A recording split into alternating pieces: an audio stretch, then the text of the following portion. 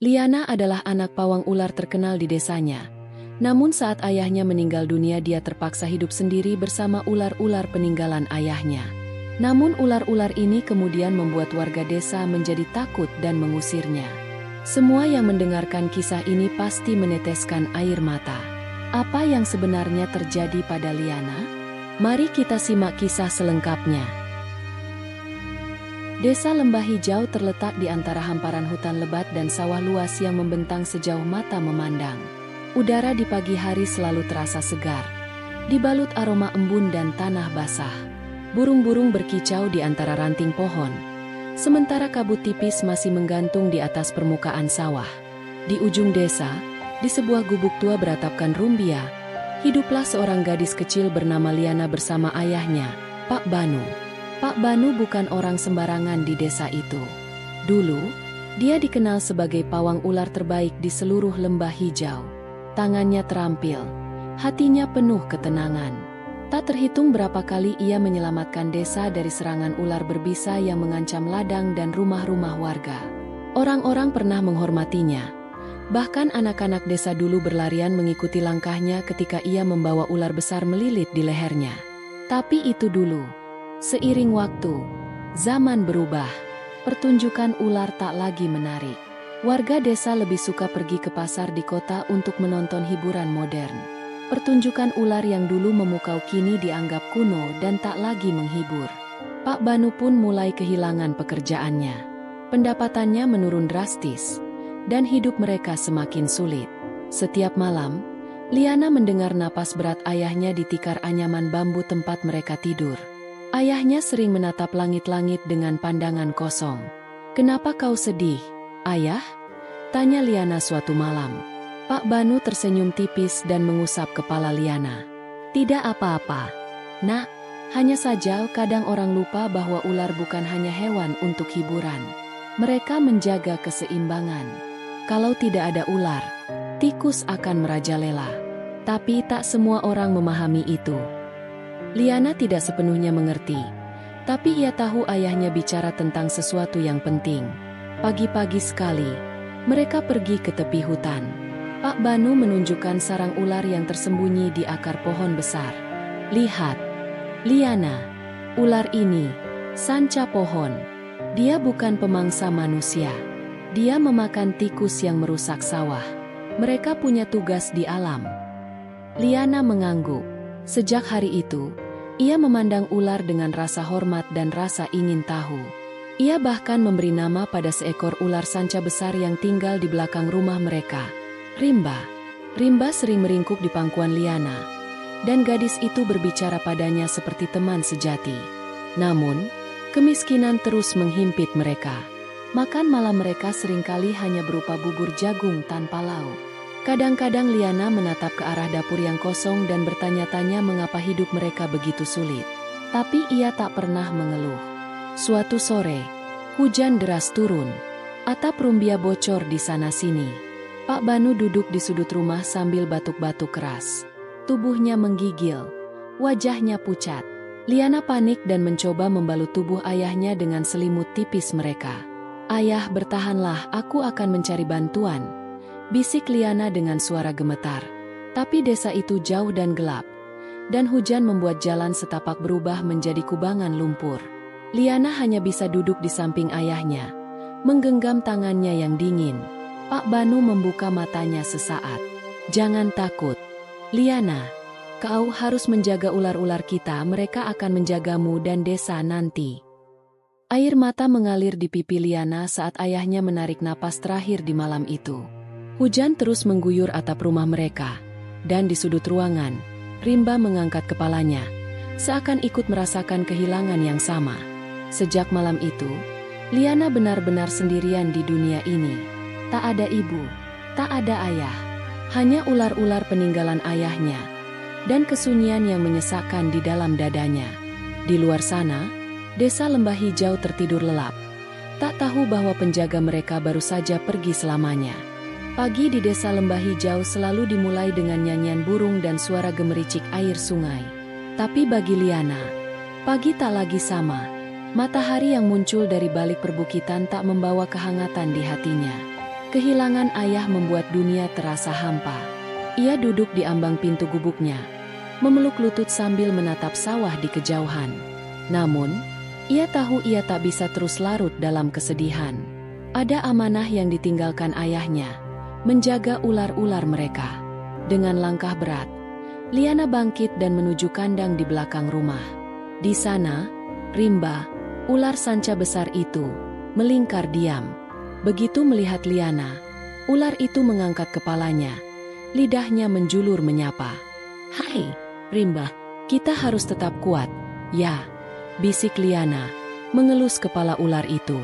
"Ayah ingin kita menjaga mereka. Kita pasti bisa." Hari-hari berlalu. Liana merawat ular-ular itu sendirian.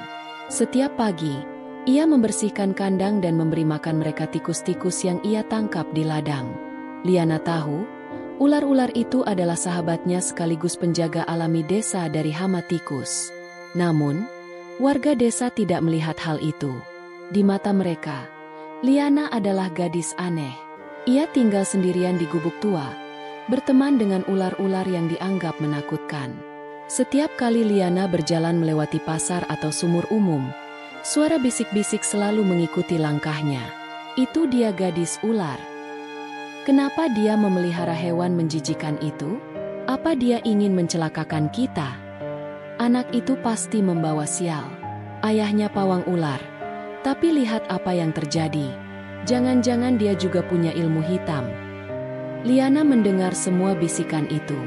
Ia meremas jemarinya sendiri untuk menahan tangis. Tapi ia tak pernah membalas. Ayahnya pernah berkata, "Orang yang tak mengerti seringkali takut pada apa yang mereka tak pahami. Tugas kita bukan membalas, tapi menjaga." Namun, perlakuan warga semakin buruk. Anak-anak desa melempar batu ke arah pagar rumahnya. "Pergi saja kau ke hutan bersama ular-ularmu," teriak mereka. Liana menutup pintu gubuknya dan bersandar di baliknya. Air mata jatuh tanpa suara. Rimba, ular sanca besar itu, mendekat dan melingkarkan tubuhnya di dekat kaki Liana, seolah ingin melindunginya dari dunia luar.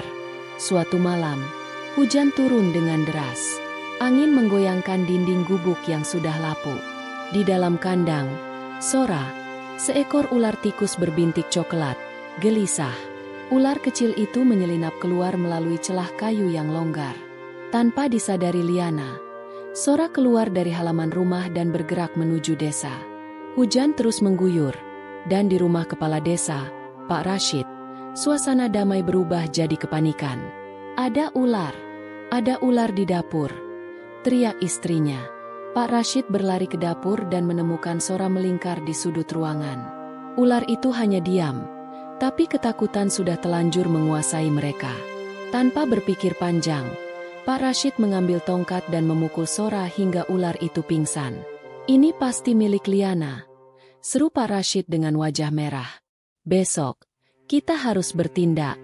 Gadis itu sudah terlalu lama membahayakan kita." Di ujung desa, di gubuk yang basah dan dingin, Liana tak tahu bahwa bahaya kini tengah mengintainya. Pagi itu, langit di atas desa lembah hijau tampak kelabu. Matahari malu-malu menembus awan tipis, sementara embun masih menggantung di ujung daun-daun pisang. Namun, suasana di desa tidak seperti biasanya. Keributan terdengar dari rumah kepala desa, Pak Rashid. Warga berbondong-bondong datang. Rasa ingin tahu menarik langkah mereka. Di depan rumah Pak Rashid, seekor ular kecil tergeletak tak berdaya. Tubuhnya berbintik coklat dengan motif zigzag di sepanjang punggungnya. Itu adalah Sora, ular tikus kesayangan Liana. Tubuh kecil itu penuh memar akibat pukulan. "Ular ini masuk rumahku semalam," seru Pak Rashid dengan suara lantang. "Ular milik Liana." Gadis itu sudah melampaui batas. Warga berbisik penuh kecemasan. Kalau sampai ada anak kecil dipatuk, bagaimana? Sudah kubilang, gadis itu membawa bahaya. Dia memelihara ular berbisa. Kita semua dalam ancaman. Kecurigaan yang selama ini membara dalam hati mereka kini meledak. Tanpa pikir panjang, mereka memutuskan untuk mendatangi rumah Liana. Sementara itu, di tepi desa, Liana sedang duduk di halaman belakang, memeluk lutut di samping kandang rimba.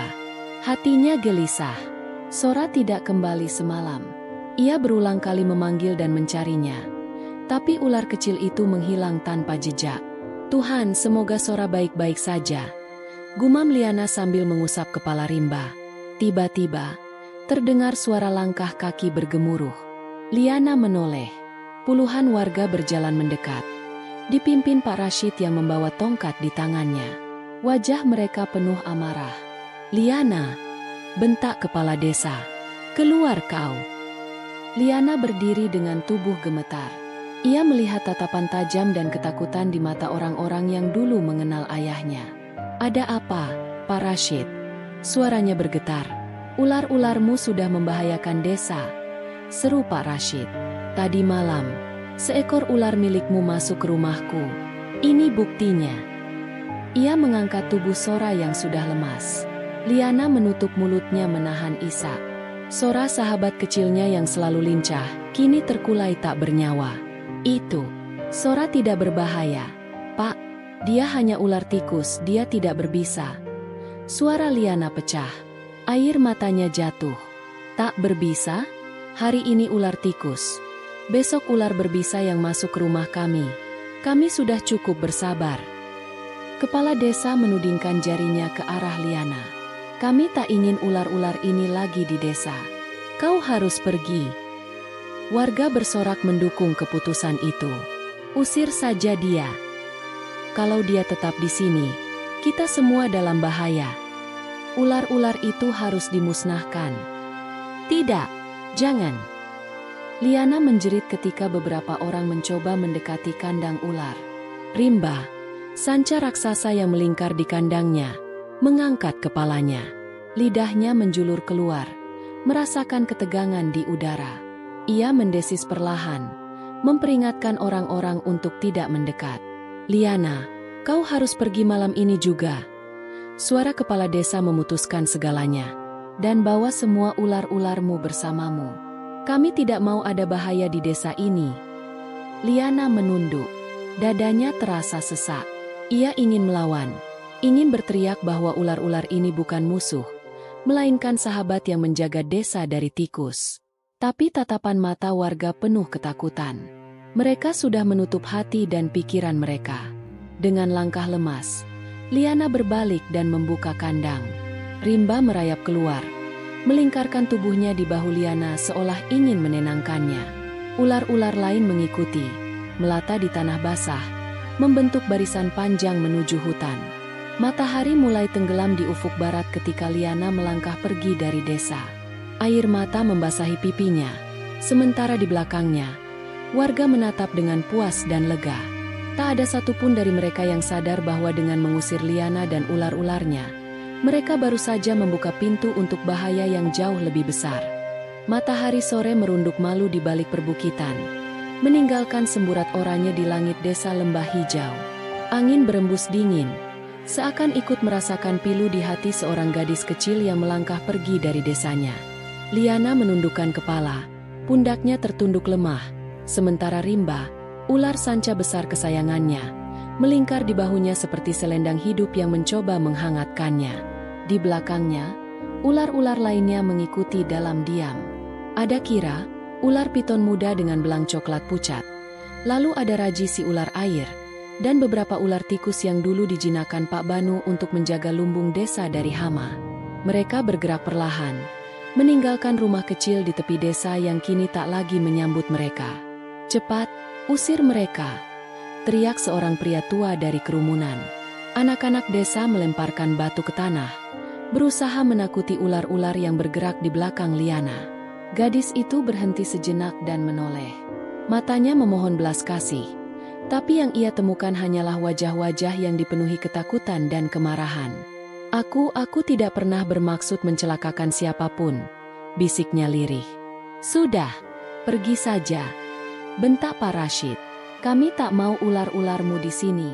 Kau membawa bahaya." Liana menggigit bibirnya menahan tangis. Ia ingin berteriak bahwa ular-ular ini menjaga desa dari tikus, ingin mengingatkan mereka tentang bagaimana ayahnya pernah menjadi pahlawan. Tapi ia tahu, tak ada gunanya. Ketakutan telah menjadi tembok tebal di hati mereka. Dengan langkah gontai, Liana kembali berjalan menuju hutan.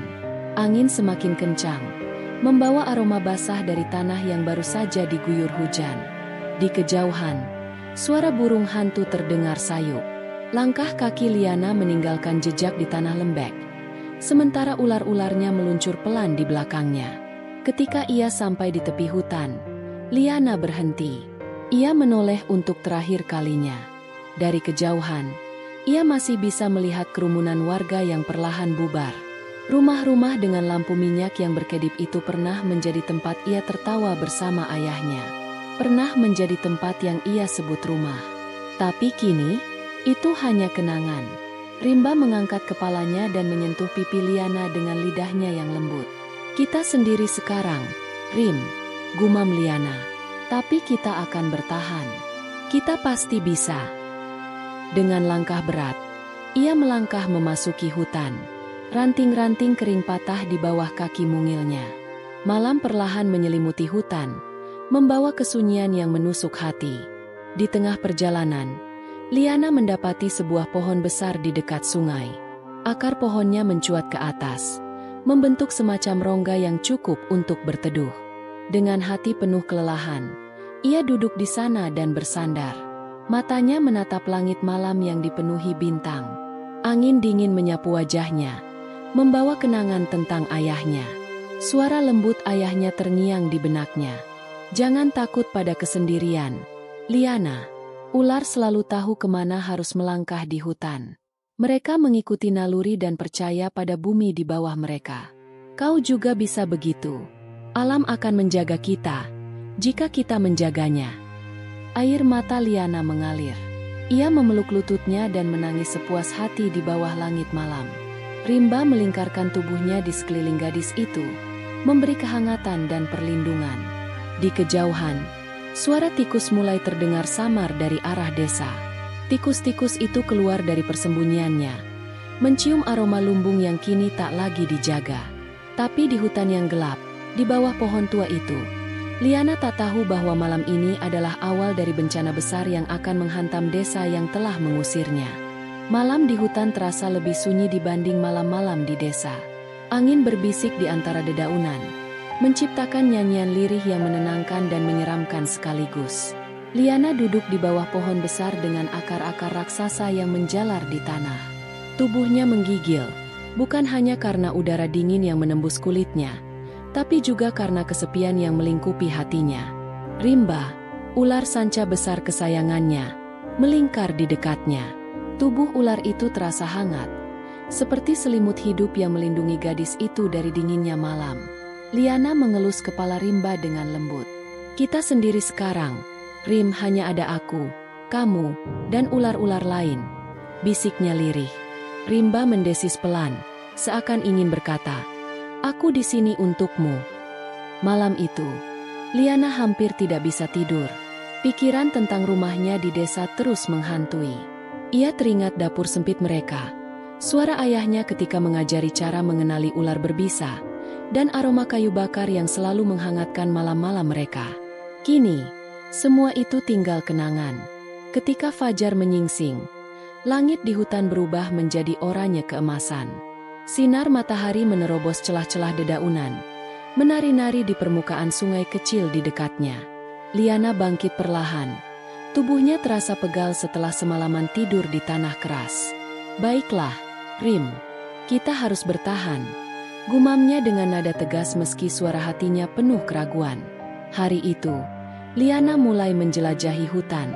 Ia mencari buah-buahan liar dan akar yang aman untuk dimakan, seperti yang pernah diajarkan ayahnya. Ia menemukan pohon nangka liar dengan buah yang masih muda, memetiknya dan membawanya ke sarangnya. Ia juga mencari tikus hutan untuk memberi makan ular-ularnya. Tak mudah hidup di hutan. Kadang-kadang ia terpeleset lumpur, kadang diserang nyamuk yang menggigit tanpa ampun. Tetapi ia terus bertahan. Dalam kesendiriannya, Liana mulai merasakan hubungan yang lebih kuat dengan alam. Ia memperhatikan bagaimana burung elang terbang rendah untuk memangsa ular kecil, Bagaimana ranting kering yang patah menjadi tanda ada hewan mendekat. Malam-malam berikutnya, ia duduk berbicara dengan Rimba dan ular-ular lainnya. "Kalian tahu?" ujarnya, menatap mata Rimba yang hitam berkilat. "Ayah pernah bilang, ular adalah penjaga. Tapi desa kita lupa. Mereka takut. Mereka hanya melihat bahaya di tubuh kalian, bukan perlindungan." Rimba mendesis pelan. Liana menarik napas dalam dan memandang langit malam. "Ayah juga bilang, jika kita menjaga ular, ular akan menjaga kita. Kita akan tetap menjaga hutan ini, Rim, meskipun desa sudah mengusir kita." Dan begitulah, hari demi hari Liana bertahan di hutan. Ia belajar mengenali pola aliran sungai untuk menemukan ikan, memanjat pohon untuk mencari sarang lebah, dan mengikuti jejak rusa di tanah basah. Ia juga mulai memahami bahasa alam, desisan ular berbisa yang memperingatkan bahaya, jeritan burung yang menandakan kedatangan pemangsa. Namun, di tengah keteguhan hatinya, ada satu hal yang tak bisa ia abaikan. Setiap malam, saat hutan semakin senyap, ia mendengar suara samar dari arah desa, suara gemerisik dan cicitan tikus yang semakin nyaring dari hari ke hari. Liana duduk di bawah pohon besar dan memejamkan mata. Ia tahu betul apa arti suara itu. Tikus mereka mulai menyerang desa, gumamnya. Hatinya mendadak terasa perih. Ia ingin memperingatkan warga desa. Tapi bagaimana caranya? Mereka tak akan percaya padanya. Bukankah mereka sudah mengusirnya dengan penuh kebencian? Liana memandang ke arah langit gelap. Ayahnya pernah berkata bahwa keseimbangan adalah kunci. Jika ular diusir, tikus akan merajalela. Dan kini, keseimbangan itu sudah mulai runtuh. Malam itu, desa Lembah Hijau terjaga oleh suara yang tidak biasa. Suara gemerisik aneh terdengar dari sudut-sudut rumah, dari lumbung padi, dari sela-sela dinding bambu. Awalnya, hanya 1-2 keluarga yang mendengarnya. Tapi malam demi malam, suara itu semakin jelas, cicitan tikus. Mula-mula, warga mengira itu hanya beberapa ekor tikus biasa. Tapi mereka salah. Dalam hitungan hari, tikus-tikus itu datang dalam jumlah yang tak terbayangkan. Seolah muncul dari perut bumi, ratusan tikus merayap di sepanjang gang desa, menyelinap ke rumah-rumah, dan menyerbu lumbung. Mereka memanjat tiang kayu, merobek karung beras, dan menggigit apa saja yang mereka temukan. Di pagi hari, warga menemukan sawah mereka hancur. Padi-padi yang baru saja menguning digerogoti hingga hanya tersisa batang-batang kosong. Lumbung yang mereka andalkan untuk persiapan musim hujan telah menjadi sarang tikus. "Ya Tuhan, apa ini?" seru seorang petani tua sambil menatap tikus-tikus yang berlarian di antara sisa-sisa padinya. "Ini kutukan. Aku sudah bilang, ular-ular itu membawa sial," jerit seseorang di pasar. "Bukan," sahut yang lain. Mungkin ini justru karena kita mengusir ular-ular itu." Namun suara itu tenggelam dalam kepanikan. Kepala desa, Pak Rashid, berdiri di tengah lapangan desa dengan wajah pucat. Ia memandang tikus-tikus yang berlarian di kakinya. Tak lagi takut pada manusia. Semalaman ia tidak tidur setelah melihat tikus-tikus menggigit beras di lumbungnya. Istrinya menangis karena stok makanan yang mereka simpan untuk musim hujan habis dalam semalam. Pasang jebakan, racun tikus, apa saja. Perintahnya, warga bergerak cepat. Mereka menebarkan racun di sekitar lumbung, memasang jebakan di sudut-sudut rumah. Tapi hasilnya nihil. Tikus-tikus itu cerdik. Mereka menghindari jebakan dan merusak gudang beras dengan lebih ganas. Pada malam ketiga, tikus-tikus semakin berani. Mereka masuk rumah-rumah saat lampu masih menyala, menggigit perabotan, bahkan menyerang ayam dan anak-anak kambing. Suara tangis anak-anak terdengar di sudut-sudut desa. Sementara itu, dari tepi hutan, Liana menyaksikan cahaya obor yang berkumpul di tengah desa. Ia duduk di cabang pohon tinggi, ditemani Rimba di sampingnya. Matanya memandang desa dengan hati yang berkecamuk. "Mereka butuh bantuan, Rim," bisiknya. "Tapi aku takut." Rimba mengangkat kepalanya dan mendesis lembut. Lidahnya menjulur. mencium aroma ketakutan yang bahkan tercium hingga ke hutan. Liana teringat bagaimana mereka diusir, bagaimana Sora dipukul sampai mati hanya karena rasa takut yang tak berdasar. Tapi ia juga teringat nasihat ayahnya. Kebaikan sejati adalah menolong meski hatimu terluka. Jika kau bisa menjaga ular, ular akan menjaga keseimbangan. Dan keseimbangan itu adalah hidup. Air mata menggenang di mata Liana. Ia memeluk tubuh Rimba dan menangis di bahunya. Mereka membenciku.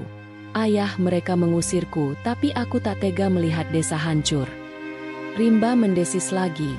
Kali ini lebih tegas. Liana menghapus air matanya dan mengangguk pelan.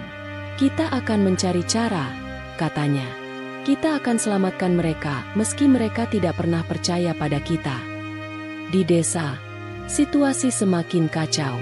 Di lumbung utama, warga berkerumun dengan wajah penuh putus asa. Racun tak mempan, seru seorang lelaki tua. Jebakan sudah habis. Apalagi yang bisa kita lakukan? Pak Rashid hanya bisa menggeleng. Suaranya gemetar saat berbicara. Aku tidak tahu. Tikus-tikus ini seperti tahu cara menghindari jebakan. Mereka terlalu banyak. Malam itu, suara cicitan tikus menguasai desa. Di beberapa rumah, anak-anak menangis ketakutan.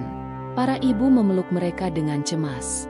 Dan di tepi hutan, Liana berdiri memandang cahaya obor yang semakin meredup di tengah desa yang perlahan dilahap tikus. Ia tahu, saatnya bertindak. Malam menelan desa lembah hijau dalam gelap dan ketakutan. Suara cicitan tikus menggema di setiap sudut, memantul dari dinding bambu yang kini rapuh setelah digerogoti ratusan gigi tajam. Lumbung yang dulu penuh padi kini berubah menjadi sarang tikus yang berlarian tanpa takut. Sawah-sawah yang dahulu menguning, kini tinggal batang-batang kosong yang rebah di tanah. Di rumah kepala desa, Pak Rashid duduk di teras dengan wajah kusut. Matanya menatap kosong ke halaman yang dipenuhi jejak tikus. Jantungnya berdegup kencang setiap kali mendengar cicitan dari bawah lantai rumah. Istrinya keluar dengan wajah ketakutan. Pak, dapur kita sudah habis. Beras terakhir dimakan tikus tadi malam. Suaranya lirih, nyaris tak terdengar. Pak Rashid mengusap wajahnya. Aku tahu semuanya hancur. Tiba-tiba terdengar jeritan dari ujung desa. Jeritan yang panjang, melengking, dan penuh ketakutan. Pak Rashid langsung berlari menuju sumber suara. Di sana, di depan lumbung besar desa, warga sudah berkumpul. Mata mereka tertuju pada pintu lumbung yang terbuka lebar.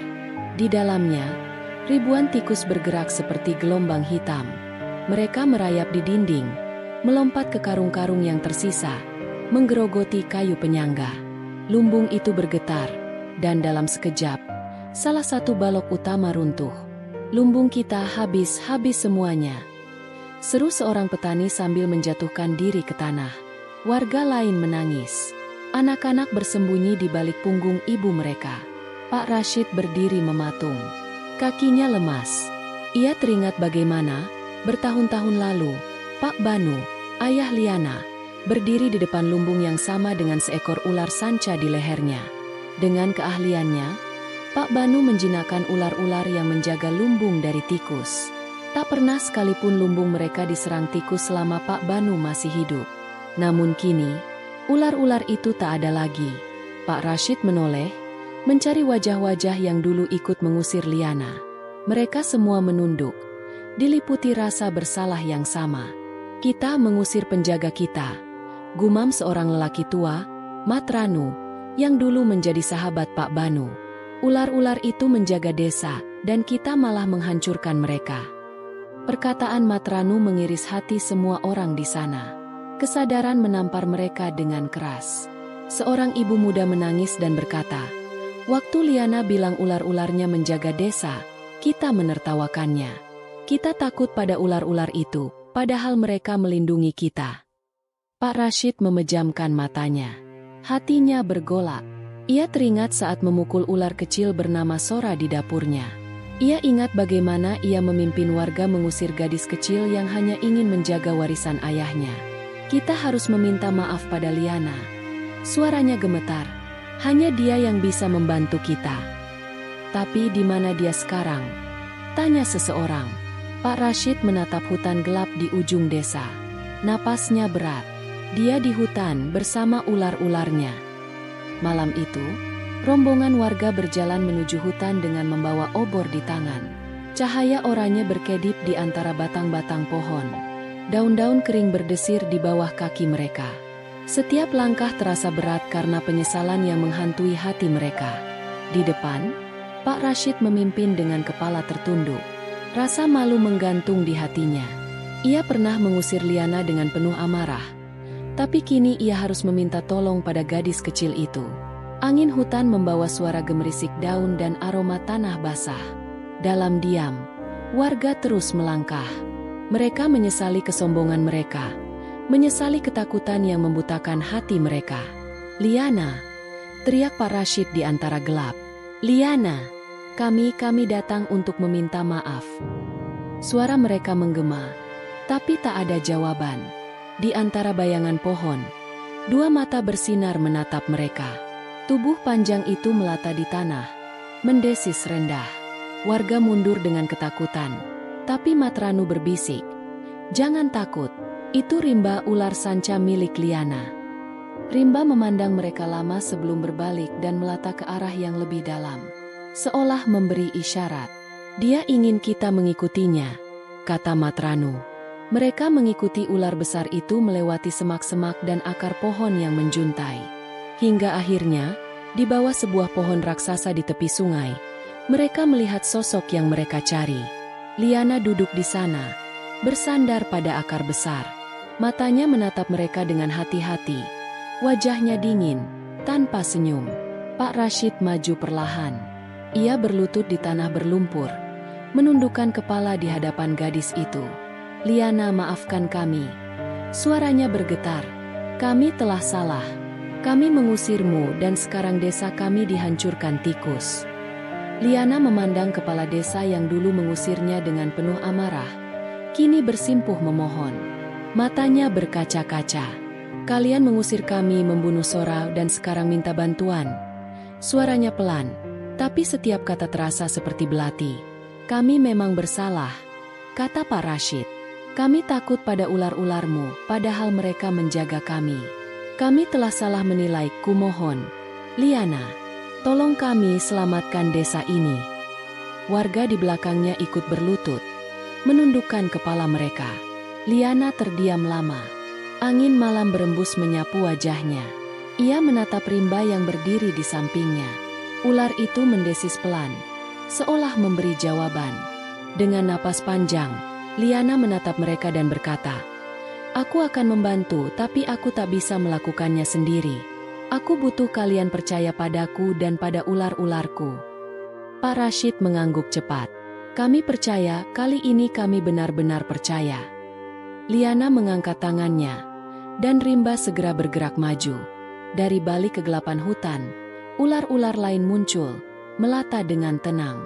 Malam itu, di bawah cahaya obor yang bergetar, gadis kecil penjaga ular kembali ke desanya, bukan dengan rasa benci, tapi dengan keberanian dan hati yang penuh tanggung jawab. Malam masih menyelimuti desa Lembah Hijau saat Liana melangkah keluar dari hutan, diikuti ular-ularnya. Obor-obor di tangan warga bergoyang tertiup angin, memantulkan bayangan menakutkan dari tubuh-tubuh ular yang melata di tanah. Warga berdiri dalam diam, memandangi pemandangan yang bertahun-tahun mereka takuti. Ular-ular dari hutan datang dalam jumlah banyak. Tapi kali ini, mereka tidak berteriak atau melempar batu. Tidak setelah menyaksikan Liana berdiri di depan mereka dengan tatapan penuh keyakinan. Liana menggenggam erat ujung selendang usang milik ayahnya yang masih ia simpan. Di dalam hatinya, ada ketakutan, ada luka, tapi ada juga kepercayaan yang diwariskan oleh sang ayah. Ia menarik napas panjang dan menatap kepala desa. "Aku akan membantu," ucapnya tegas. "Tapi aku butuh kalian percaya pada ular-ular ini. Mereka bukan musuh. Mereka adalah penjaga." Pak Rashid menunduk dalam. "Kami percaya padamu, Liana.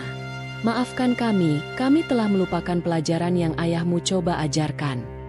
Mata Liana memanas. Ia ingin berkata betapa perihnya kesepian yang ia rasakan. Bagaimana ia menangis setiap malam di bawah pohon besar di hutan. Tapi waktu untuk dendam telah lewat. Desa ini butuh bantuannya. Baiklah, kalian harus lakukan persis seperti yang aku katakan, ujarnya dengan nada penuh ketegasan. Tikus-tikus itu datang karena ular penjaga sudah tidak ada. Kita akan mengembalikan keseimbangan. Malam itu, di tengah balai desa, Liana berdiri di depan lingkaran warga. Ia menggambar pola di tanah dengan ranting, menjelaskan rencananya. Suaranya tenang tapi tegas, seperti suara Pak Banu di masa lalu. Tikus-tikus itu membuat sarang di lumbung besar dan terowongan di sekitar sawah. Kita harus menutup terowongan itu, ujarnya sambil menggambar pola terowongan tikus di tanah. Ular-ularku akan masuk ke sana dan memburu tikus-tikusnya. Tapi ular-ular itu, apa mereka tidak akan menyerang kami? Tanya seorang ibu dengan suara gemetar. Tidak, jawab Liana, menatap matanya. Ular-ular ini tahu siapa musuh sebenarnya. Aku yang melatih mereka. Tapi kalian harus tetap tenang dan jangan membuat gerakan tiba-tiba. Warga saling berpandangan. Ketakutan masih terasa. Tapi mereka mencoba percaya. Ketika malam mencapai puncaknya, Liana berdiri di depan lumbung besar yang sudah hancur separuhnya. Tikus-tikus masih berseliweran di bawahnya, mencicit nyaring seperti menantang. Liana menatap mereka dengan rahang terkatup. Rimba, bisiknya. Ular sanca besar itu melata ke depan. Lidahnya menjulur keluar, menangkap bau tikus di udara. Rimba mengangkat kepalanya, mengeluarkan suara desisan panjang, sebuah sinyal. Dari belakang, belasan ular muncul dari dalam keranjang-keranjang bambu yang dibawa warga. Ada ular tikus, ular sanca kecil, dan bahkan beberapa ular air yang biasa berburu di tepi sungai. Ular-ular itu segera menyebar, menyusup ke dalam lubang-lubang tikus di sekitar lumbung. Warga menahan napas. Cicitan tikus semakin nyaring. Dari dalam tanah, terdengar suara gaduh ketika ular-ular itu memasuki sarang. Tikus-tikus mencoba melarikan diri, berhamburan keluar dari lubang-lubang.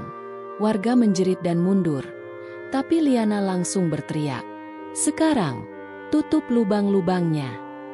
Warga yang sudah bersiap segera menutup lubang-lubang itu dengan karung pasir dan batu. Tikus-tikus yang terperangkap di dalam sarang menjadi mangsa empuk bagi ular-ular pemburu. Namun, ratusan tikus lainnya berlari keluar dan menuju ke arah sawah. Mereka kabur ke sawah, seru seorang warga. Liana berlari ke arah sawah. Rimba melata di sampingnya. Di tepi pematang, ia berdiri dan menatap tikus-tikus yang bergerak seperti banjir hitam. "Rimba!" Sinyal kedua. Teriaknya. Rimba membuka mulutnya dan mendesis panjang, jauh lebih keras dari sebelumnya. Suara itu menggema di udara malam. Dari hutan di belakang mereka, muncul ular-ular lain. Liana telah melepaskan mereka 2 malam sebelumnya setelah mendengar suara tikus dari kejauhan. Ular-ular itu menyerbu sawah. Tikus-tikus panik, saling bertabrakan dalam upaya melarikan diri. Tapi mereka sudah terkepung. Di pematang sawah, warga mulai mengayunkan batang kayu untuk memukul tikus-tikus yang berhasil lolos. Liana berdiri di tengah-tengah medan pertempuran itu. Napasnya memburu, rambutnya basah oleh keringat, tapi hatinya tidak goyah. Inilah warisan ayahnya, menjaga keseimbangan. Pertarungan itu berlangsung berjam-jam. Ketika fajar menyingsing dan cahaya lembut menyapu desa, warga melihat pemandangan yang membuat mereka terdiam. Sawah mereka berantakan, tapi tikus-tikus telah musnah. Tubuh-tubuh kecil hewan pengerat itu berserakan di tanah berlumpur. Di antara pematang, ular-ular beristirahat dengan tubuh melingkar, kelelahan setelah semalaman berburu. Dan di tengah-tengah sawah itu, Liana berdiri dengan Rimba di sisinya. Cahaya mentari pagi menyinari wajah gadis itu yang penuh lumpur tapi bersinar dengan kebanggaan. Pak Rashid berjalan menghampiri dengan mata berkaca-kaca. Ia berlutut di hadapan Liana. "Terima kasih, kau telah menyelamatkan desa kami." Warga lain ikut berlutut.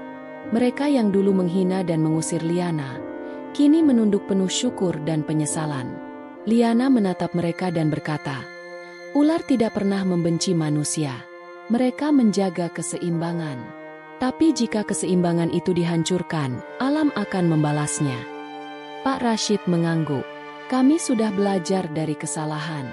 Kami akan menghormati ular-ularmu, Liana. Dan kami akan menghormatimu. Air mata menetes di pipi Liana. Ia memandang ke langit dan tersenyum samar. Terima kasih. Ayah, aku sudah menjaga mereka, seperti yang ayah ajarkan, bisiknya dalam hati. Di langit timur, matahari terbit dengan hangat, menyinari desa yang perlahan memulihkan diri. Dan di tepi hutan, seekor burung elang terbang melingkar, seakan mengamati gadis penjaga ular yang telah mengembalikan keseimbangan dunia kecil mereka. Pagi itu, desa lembah hijau terbangun dalam suasana yang berbeda. Tidak ada lagi suara cicitan tikus yang menguasai malam. Tidak ada lagi ketakutan yang menghantui hati mereka. Udara pagi terasa lebih segar, dan lumbung, meski rusak parah, kini telah bebas dari hama. Warga berkumpul di balai desa. Mata mereka sembab, tubuh mereka lelah. Tapi di wajah mereka ada kelegaan yang tak terbantahkan. Dan di antara mereka, berdiri seorang gadis kecil dengan rambut kusut dan pakaian penuh lumpur, Liana. Rimba melingkar di kaki gadis itu. Matanya mengawasi orang-orang di sekitarnya. Ular-ular lainnya telah kembali ke hutan setelah pertempuran panjang. Mereka telah menjalankan tugas mereka, mengembalikan keseimbangan. Pak Rashid, kepala desa, maju selangkah. Ia menatap Liana dengan mata yang penuh rasa bersalah. Napasnya bergetar sebelum akhirnya ia berlutut di depan gadis itu. Liana, kau sudah menyelamatkan desa ini. Kami bersalah telah mengusirmu dan mengabaikan peringatanmu. Kami takut pada ular, tapi lupa bahwa ular adalah penjaga alam kita. Suasana hening. Warga desa, yang dulu menatap Liana dengan curiga dan takut, kini menundukkan kepala dalam rasa bersalah. Seorang ibu muda menggenggam tangan anaknya dan berkata, "Kami menyesal kami menganggapmu berbahaya. Padahal kau adalah pelindung desa ini." Liana berdiri diam. Dadanya terasa sesak. Semua permintaan maaf ini datang setelah luka yang begitu dalam. Ia teringat malam ketika ia berjalan keluar desa dengan air mata yang tak berhenti jatuh. Teringat Sora, ular kecil kesayangannya, yang dipukul hingga mati. Namun, suara lembut ayahnya terngiang di benaknya. Kebaikan sejati adalah membantu, bahkan ketika hatimu terluka. Liana menunduk dan menatap Pak Rashid. "Aku memaafkan kalian," katanya pelan. "Tapi aku meminta satu hal." "Apa saja?" "Liana, apa saja?" sahut kepala desa cepat. "Jangan pernah lagi menganggap ular sebagai musuh. Mereka menjaga keseimbangan di desa ini. Jangan membunuh mereka hanya karena rasa takut."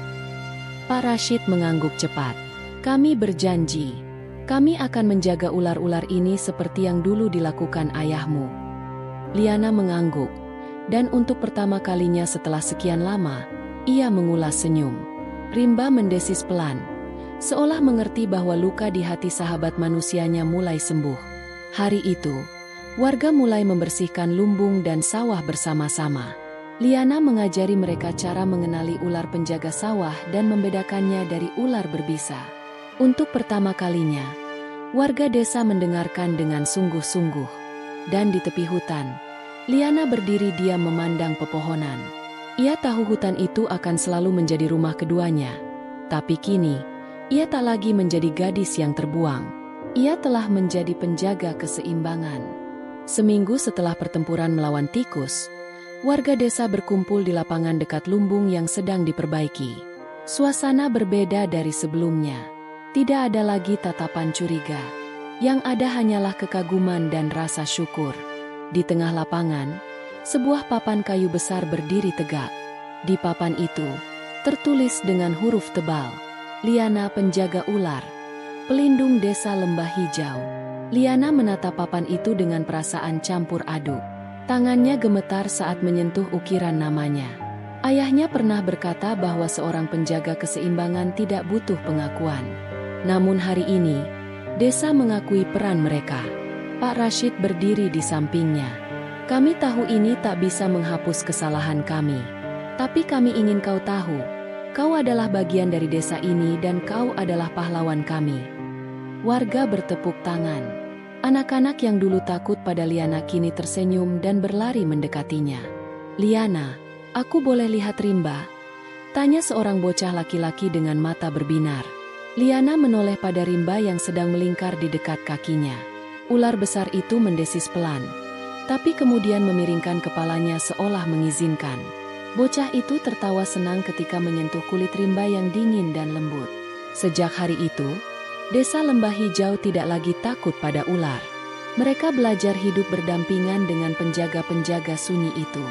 Lumbung mereka tetap aman, dan sawah mereka kembali menguning. Liana tetap tinggal di gubuknya di tepi hutan.